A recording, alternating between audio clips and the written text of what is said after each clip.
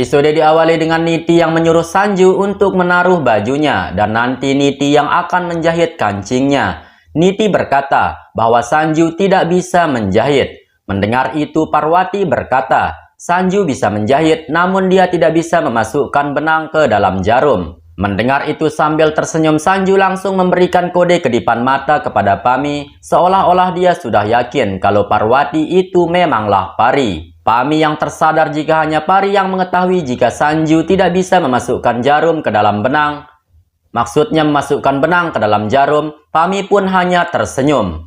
Pami juga semakin yakin jika Parwati itu memanglah pari. Sedangkan Parwati yang tersadar jika dirinya tadi keceplosan ngomong, dia pun berkata di dalam hati, apa yang telah aku katakan tadinya, bisa saja dengan itu Sanju akan mengetahui identitas asliku. Sehingga Parwati pun berkata kepada semua orang, maksudku mungkin saja Sanju bisa menjahit, namun dia tidak tahu caranya memasukkan benang ke dalam jarum. Sambil tersenyum Sanju berkata, ya benar sekali Nyonya Singhania. Pami juga berkata kepada Parwati, kau sangat benar sekali nak, memang Sanju orangnya seperti itu. Kemudian Pami langsung mengambil bajunya Sanju dan berkata bahwa dia yang akan menjahitnya.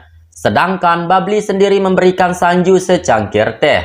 Akan tetapi ketika Sanju meminumnya, dia pun merasa sangat kaget karena rasa teh tersebut agak-agak aneh.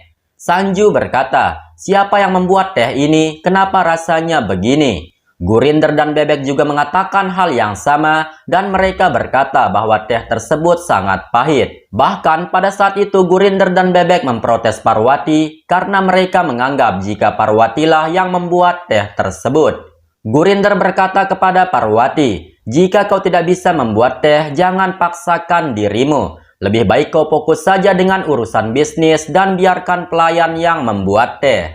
Mendengar itu Parwati hanya terdiam. Akan tetapi Sanju sendiri malah berkata, kalau rasa tehnya seperti ini, aku yakin ini adalah bikinannya Niti. Benar kan? Niti berkata, kau sangat benar, namun kau juga sangat salah, karena kau tidak bisa menghargai perasaanku.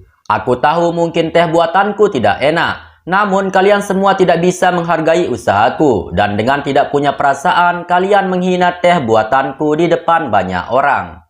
Itulah bedanya kalian semua dengan teman baikku. Parwati yang menjadi teman baikku lebih bisa menghargaiku daripada kalian yang menjadi keluargaku sendiri. Mendengar itu, Gurinder Lampir yang tadinya nyerocos langsung bersikap lembut dan berkata, Niti, teh ini rasanya sangat enak sekali dan aku suka meminumnya. Dan jika ada sedikit yang kurang itu wajar saja karena kau bukan pelayan yang biasa membuat teh. Kau bisa mencobanya lagi nanti, agar rasanya lebih enak lagi. Lupakan masalah ini karena ini hanyalah hal kecil saja. Sedangkan Bebek berkata, maafkan aku nak, aku kira ini bukan teh buatanmu. Namun Niti yang sudah kesal pun malah berkata, tidak usah meminta maaf karena aku baik-baik saja. Lebih baik kalian diam saja dan jangan banyak berdrama. Aku sudah tahu siapa yang benar-benar menghargaiku dan siapa yang berpura-pura baik kepadaku. Gurinder berkata, nak, kenapa kau harus memperpanjang masalah kecil ini? Ini hanyalah sebuah teh dan bukan sesuatu yang penting. Lagian tehnya juga sudah habis diminum, jadi berhentilah marah-marah seperti itu. Niti berkata, tidak, aku tidak akan berhenti karena semua ini baru saja dimulai. Mendengar itu, Gurinder menjadi sangat kaget. Bebek juga mencoba menenangkan Niti untuk tidak memperpanjang masalah itu. Namun Niti yang sudah emosi, dia pun merespon Bebek dengan sangat judes. Sehingga dengan itu terjadilah sebuah perdebatan di antara geng curut. Melihat itu, Daima mengajak Parwati untuk pulang. Daima berkata, mungkin ini adalah urusan dalam rumah tangga, jadi sebaiknya kita pulang saja karena kita adalah orang luar. Mendengar itu Parwati pun menurut dan dia berkata, kami harus pulang karena ibu juga sudah menunggu kami di rumah. Terima kasih atas teh yang kau berikan Niti. Ini adalah teh spesial karena dibuat langsung oleh tanganmu sendiri. Mendengar itu Niti lagi-lagi terharu karena dia merasa sangat dihargai oleh Parwati. Babli juga berkata bahwa dia ingin ikut ke rumah Parwati dan dia akan menemani Daima pergi ke pasar. Akan tetapi ketika Parwati akan pergi, Sanju menghentikannya. Sanju berkata, "Nyonya Singhania, apakah kau punya waktu? Karena ada urusan kantor yang ingin aku diskusikan denganmu." Parwati berkata, "Jika menyangkut urusan profesi, tentu aku akan melakukannya." Parwati kemudian meminta Daima dan Babli untuk pulang duluan dan Parwati akan pulang belakangan. Mendengar itu, Daima pun membawa Babli untuk pulang, sedangkan Sanju dan Parwati pergi ke ruang kerja. Niti kemudian dengan kemarahan berkata kepada Gurinder dan Bebek, "Kalian benar-benar tidak punya otak dan menciptakan keributan di depan tamu. Aku tidak bodoh dan aku tahu bagaimana niat kalian berdua kepadaku. Sekarang aku sudah bisa melihat bagaimana keburukan kalian berdua." Lalu dengan kemarahan Niti langsung pergi dari sana. Melihat kedua ajudan curut yang dimarahi oleh bosnya, Pami pun langsung pergi dari sana dan berkata akan pergi ke pasar juga seperti Babli. Sementara Gurinder yang dari kemarin telah tertimpa apes, dia pun berlomba-lomba menampilkan moncong berkerutnya dengan Bebek. Bebek akan pergi dari sana, namun tanpa sebab tiba-tiba saja Gurinder mengamuk kepada partner Bebeknya dan berkata, "Apakah kau akan pergi begitu saja setelah apa yang kau lakukan kepadaku?" Mendengar itu, Bebek berkata, "Apa yang kau katakan dan apa yang telah aku lakukan kepadamu?" Gurinder berkata, "Walaupun kau beneran bego, tapi jangan kau berpura-pura bego. Tadinya kau telah berbicara berdua dengan Niti, dan tentunya kau telah menghasutnya untuk membenci diriku. Apa yang telah kau katakan kepada Niti, sehingga dia hanya membenci diriku dan bukan dirimu?" Bebek berkata, "Aku tidak mengatakan apa-apa kepada Niti. Lagi pula kau sendiri yang menghina teh buatannya Niti, sehingga Niti mengetahui jika kau hanya berpura-pura baik saja kepadanya." Namun Gurinder yang masih curiga dengan Bebek, dia pun memaksa Bebek untuk mengatakan yang sebenarnya. Apakah Bebek telah menghasut Niti untuk membenci Gurinder? Bebek berkata, "Sudah aku katakan, aku tidak pernah menghasut Niti untuk membencimu." Dengan ngeselirnya, Bebek malah berkata, "Entahlah, aku tidak peduli siapa yang telah menghasut Niti untuk membencimu. Yang jelas, aku juga tidak mau lagi berbesti denganmu karena kau tidak lagi menjadi orang penting di rumah ini." Kemudian Bebek pergi dari sana. Gurinder dengan kesal menghentikan Bebek dan berkata, "Aku juga ogah berteman dengan curut jompo sepertimu. Namun sebelum kau pergi, jawab dulu pertanyaanku. Apa yang telah kau katakan kepada Niti sehingga dia sangat membenciku?" Pada saat itu Parwati mendengar perkelahian mereka berdua, sehingga Parwati pun hanya menyimak dari lantai atas. Bebek berkata kepada Gurinder, "Semua orang juga tahu kalau kau ini adalah orang yang tidak setia. Bahkan dengan putramu sendiri, kau juga tidak pernah sejalan. Jadi Niti telah menyadari jika kau hanya berpura-pura mendukungnya, sehingga dia sangat membencimu." Gurinder berkata, "Jangan berbohong kau, karena aku tahu kau adalah manusia yang paling licik di bumi ini. Jangan pikir karena kau lebih tua, aku tidak berani menghajarmu. Dengan mudahnya aku bisa saja mengusirmu dari rumah ini, karena rumah ini milik putraku dan Niti. Tinggal aku perintahkan Sanju sedikit saja, maka dia akan menendangmu dari rumah ini." Mendengar itu, sambil mengedepankan moncongnya, Bebek dengan kemarahan mendorong Gurinder. Bebek berkata, "Apa? Kau ingin mengusirku? Hei, aku kasih tahu kau ya, Sanju tidak akan pernah mendengarkan perkataan ibu durhaka sepertimu. Kau pikir dirimu telah menjadi singa dan seenaknya kau akan mengusirku. Jika dibandingkan dengan diriku, kau sama sekali tidak ada artinya di rumah ini. Bahkan aku sendiri yang akan mengusirmu dari rumah ini." Dengan ngeselin dan tanpa kasihan dengan nenek-nenek, Bebek kembali mendorong Gurinder dengan keras hingga dia terjatuh. Melihat itu, Gurinder dengan kemarahan berkata, "Jangan mentang-mentang kau curut tertua di rumah ini, terus kau seenaknya berlaku kurang ajar kepadaku. Tetaplah pada batasmu atau kau akan kubuat menyesal." Namun Bebek yang memanglah nenek-nenek kurang ajar, dia pun dengan santainya berkata, "Oh iya, kamu mau menunjukkan seberapa kuat dan berkuasanya dirimu di rumah ini?" Gurinder berkata, "Iya, aku akan menunjukkan siapa aku sebenarnya kepadamu." Bebek berkata, "Hei, bukan kau saja yang bisa melakukan itu, namun aku juga bisa menunjukkan siapa aku sebenarnya kepada moncongmu. Dari tadi kau selalu menuduhku memprovokasi Niti untuk membencimu, padahal aku tidak pernah melakukan itu. Dan berhubung kau telah terlanjur menuduhku seperti itu, maka sekarang aku benar-benar akan memprovokasi Niti. Aku akan membuat Niti benar-benar sangat membencimu hingga tak satu hari pun akan terlewat dengan penderitaanmu. Lagi-lagi Bebek tanpa akhlak menyeret Gurinder untuk keluar dan memintanya pergi dari rumah Bajwa. Namun sungguh apes Gurinder bisa membalikkan keadaan sehingga Bebek tua ini pun dipelintir oleh Gurinder. Melihat kedua curut yang sedang beradu, Parwati hanya tersenyum dari kejauhan. Parwati berkata di dalam hati, hubungan kalian hanya terikat dengan keegoisan dan kebencian saja, sehingga tidak mudah untuk menghancurkan kalian. Dengan kemarahan Gurinder berkata kepada Bebek, sebaiknya kau menjaga tanganmu dan jangan berani bermain fisik denganku. Sekali lagi kau berani melakukan kekerasan fisik kepadaku, maka kau akan menyesal. Namun tetap saja Bebek sangat bandel, bahkan dengan gilanya dia malah mengambil tutup toples yang terbuat dari kaca dan dia akan menabok kepala dungunya Gurinder.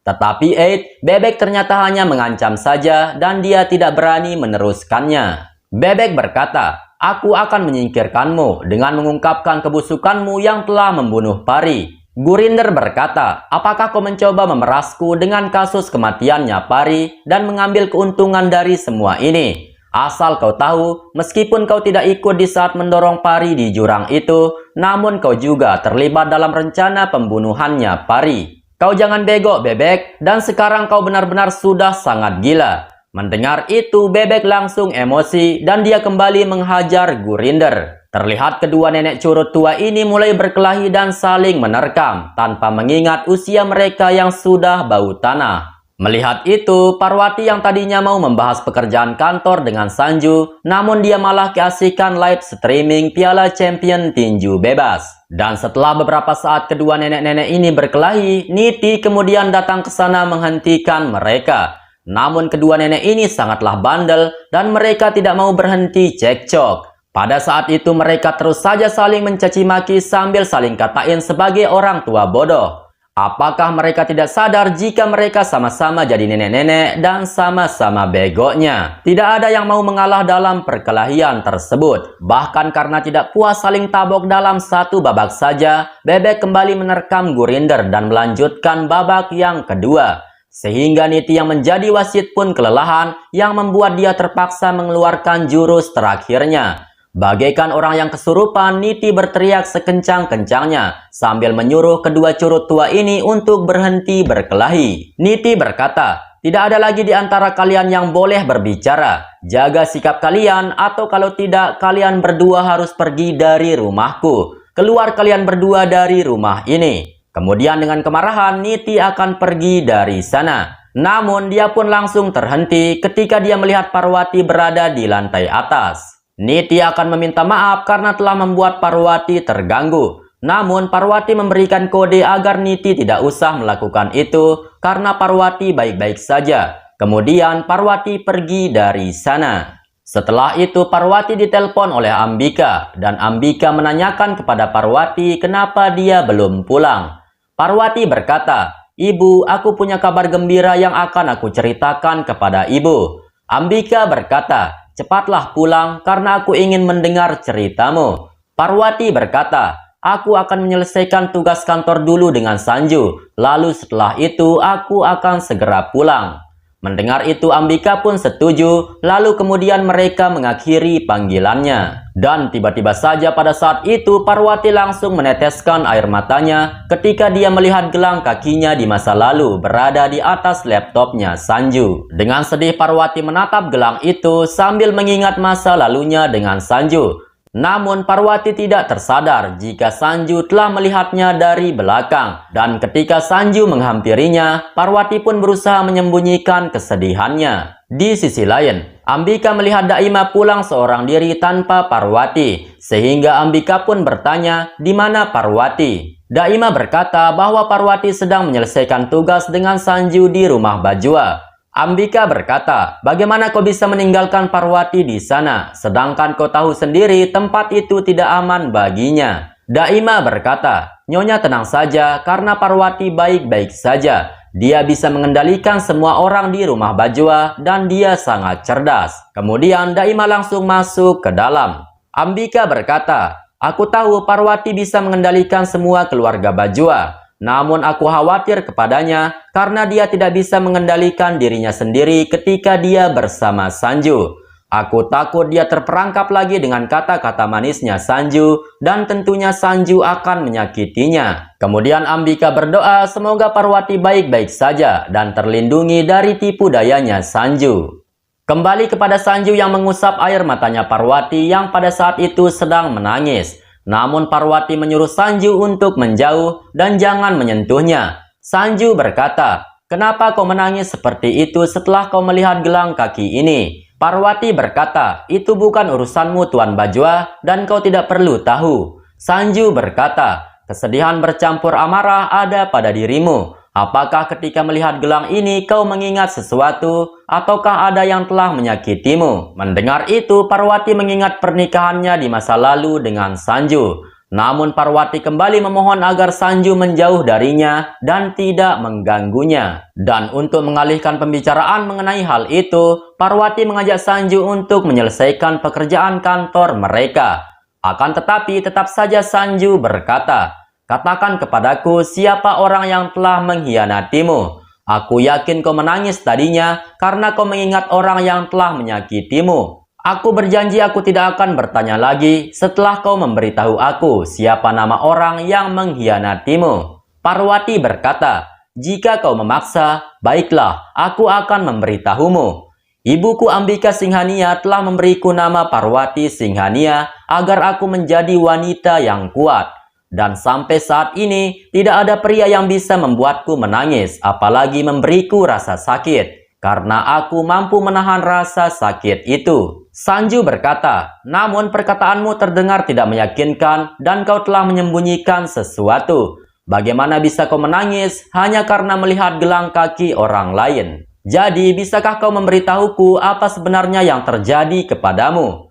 Mendengar itu, Parwati langsung mengalihkan pembicaraan dan berkata, "Cepat selesaikan tugas kantor ini agar aku bisa pulang." Sanju berkata, "Tentu saja kau akan pulang Nyonya Singhania. Namun apa sulitnya untuk menjawab pertanyaan sederhanaku ini? Mohon maaf karena aku mendesakmu untuk menjawab pertanyaanku ini." Parwati berkata, "Setiap hari kau selalu menanyakan hal-hal yang di luar prediksiku dan bagaimana caraku menjawab pertanyaanmu yang tidak akan pernah selesai itu." Sanju berkata, "Namun untuk kali ini, jika kau menjawab pertanyaanku, maka aku tidak akan mengganggumu lagi." Parwati berkata, "Bagaimana aku bisa menjawabnya sedangkan aku tidak punya jawaban atas pertanyaan konyolmu itu?" Sanju berkata, "Aku yakin kau memiliki jawabannya, namun kau tidak mau memberitahuku." Bagaikan orang yang sedang ujian sekolah, Sanju terus saja meminta jawaban dari Parwati. Siapa nama orang yang telah membuat Parwati sampai meneteskan air mata di saat melihat gelang kaki miliknya Pari? Namun tetap saja Parwati mengelak dan berkata bahwa dia tidak punya jawaban. Sanju berkata, "Sebenarnya aku tahu kenapa kau emosional di saat melihat gelang itu dan aku tahu apa penyebabnya." Mendengar itu, Parwati menjadi sangat kaget. Parwati berkata, "Jika kau merasa yakin dengan perkataanmu, maka buktikanlah." Sanju berkata, "Baiklah, aku akan buktikan." Kemudian Sanju langsung saja memberikan Parwati sebuah buku dan memintanya untuk membacanya. Melihat itu, Parwati pun langsung membaca buku itu, di mana di dalam buku tersebut tertulis mengenai gelang kaki tersebut. Sanju berkata, "Aku tahu siapa yang memberikan gelang kaki itu kepadamu, dan aku bisa menceritakan semuanya kepadamu, yang membuatmu akan mengingat semuanya." Mendengar itu, Parwati menjadi kaget, dan pada saat itulah episode ini pun bersambung. Entahlah apa selanjutnya yang akan terjadi, yang jelas akan semakin seru lagi. Tetap pantau channel ini, terima kasih telah menonton, dan sampai jumpa di episode selanjutnya.